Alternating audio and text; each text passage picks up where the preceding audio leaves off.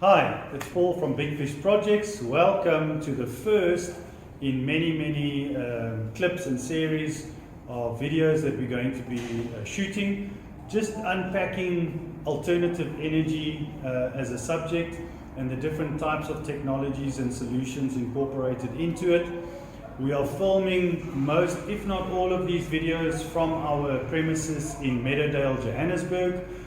So this is where our admin offices are located. Noise in the background, that's most likely our forklift, which has just started up now, and that's because we're situated right above our warehouse where all of our stock is stored, and we are able to supply into our projects for our customers with a very short turnaround time.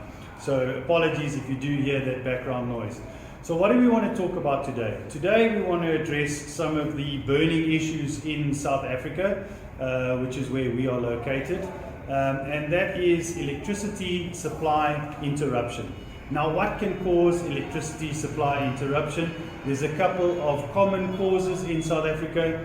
The first, which many even globally are aware of, which takes place in South Africa, is load shedding. And load shedding is something that's affecting many people in different countries, not just South Africa, so it's a common topic across the globe.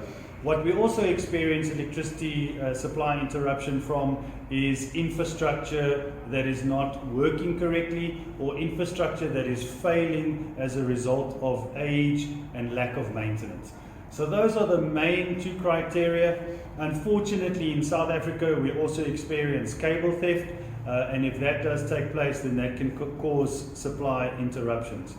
Now, when you don't have electricity in your business, particularly in a manufacturing environment, which is the sector or industry that we're focusing on a little bit this month and the month of April, then you cannot manufacture your product, which means you cannot generate revenue, which is detrimental to your business. So electricity supply is a direct cause for loss of revenue or loss of income.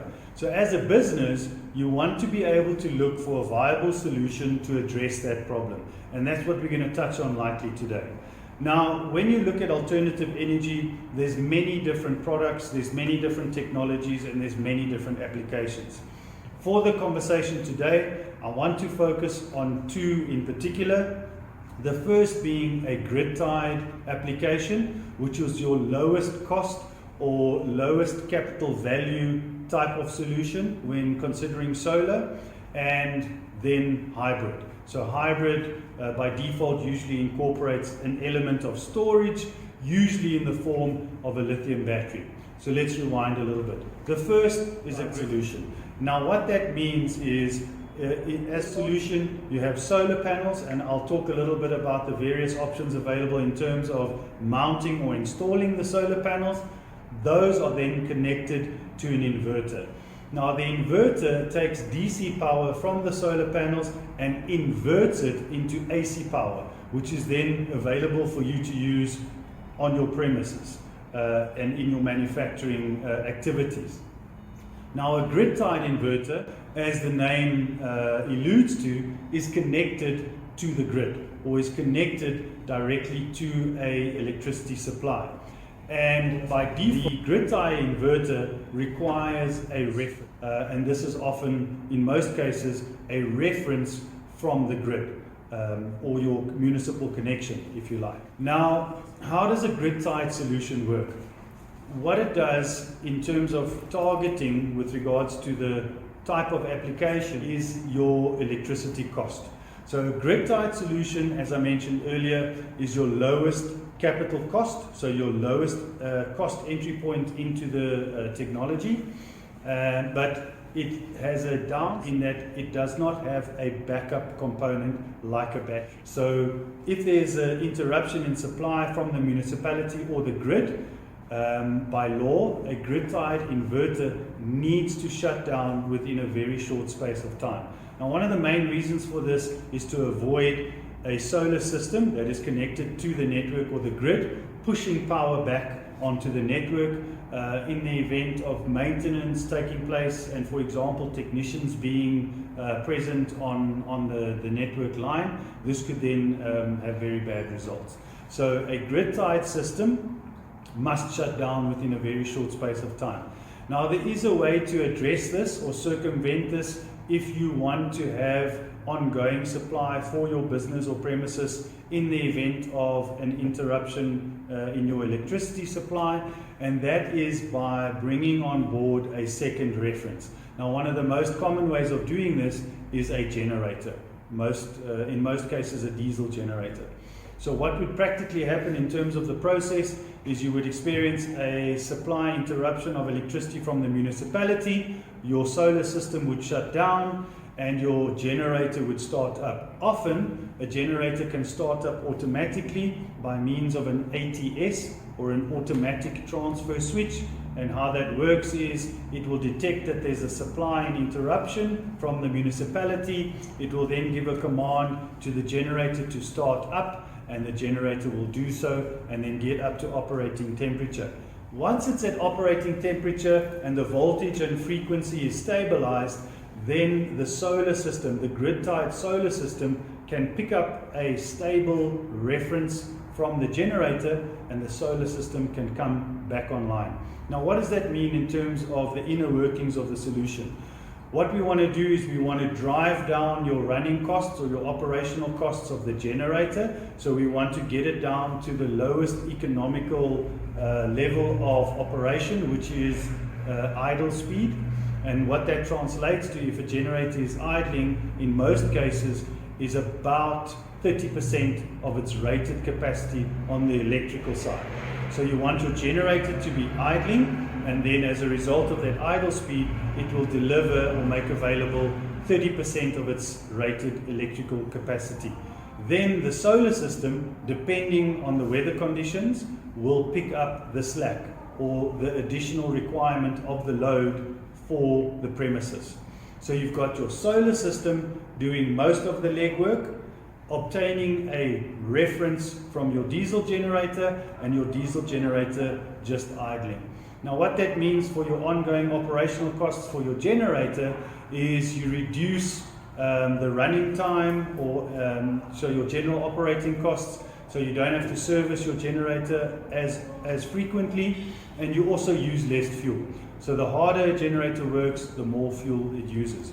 So you want to get the generator down to the optimal operating level and have your solar system do most of the legwork. Now what happens when a cloud comes over and blocks the sun from the solar system is the generator will need to ramp up and pick up the difference on the load. So there's this ongoing relationship between your generator and your grid-tied system that work in cohesion to cater to the requirements of the load on site. The next example that I want to talk about for today's topic, a hybrid solar solution. So a hybrid inverter is a different type of inverter to a grid-tied inverter.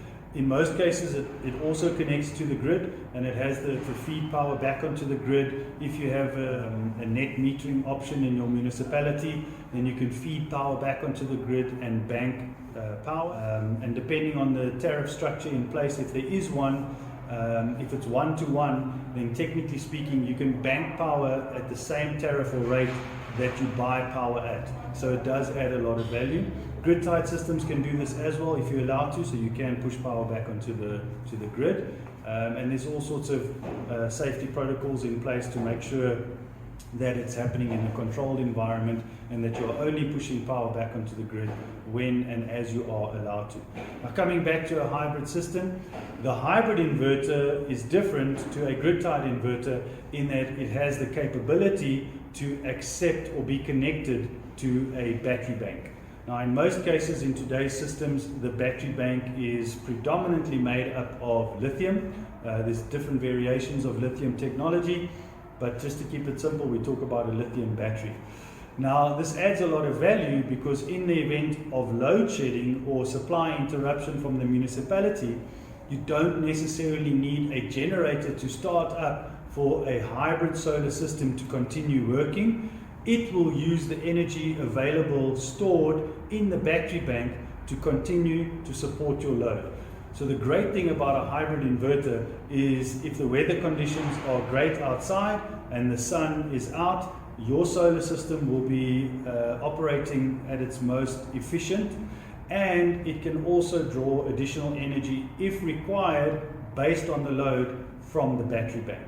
So it's a very dynamic and flexible system in that it can cater to the load requirement of your property by using the power available from the solar panels and the energy available from the battery.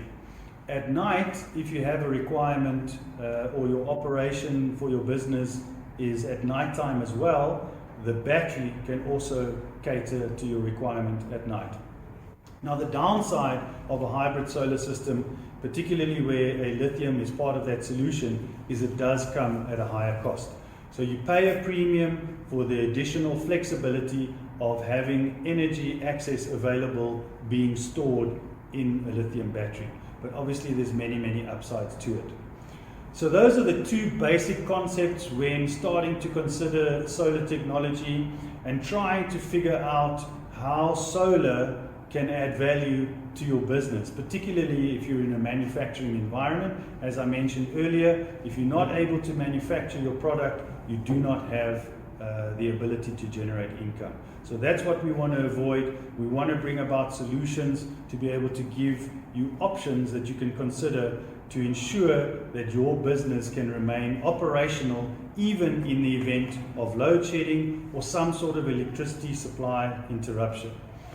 Now, just to explain the basic steps that you can follow if you are interested in exploring these options for your own business or premises, is you can get in touch with us through our website, which is www.bigfish.co.za. You can also contact our offices, and we'll share the numbers in the links below for additional information, as well as email addresses. And you can reach out to us so that we can start having a conversation with you about the types of solutions that you can consider. In the next episode, we're going to dive a little bit deeper into the practical steps that you can follow in terms of beginning to conduct a feasibility study for your premises or your business. Very simple steps that we'll explain and unpack that make your journey towards energy independence that much easier. See you soon.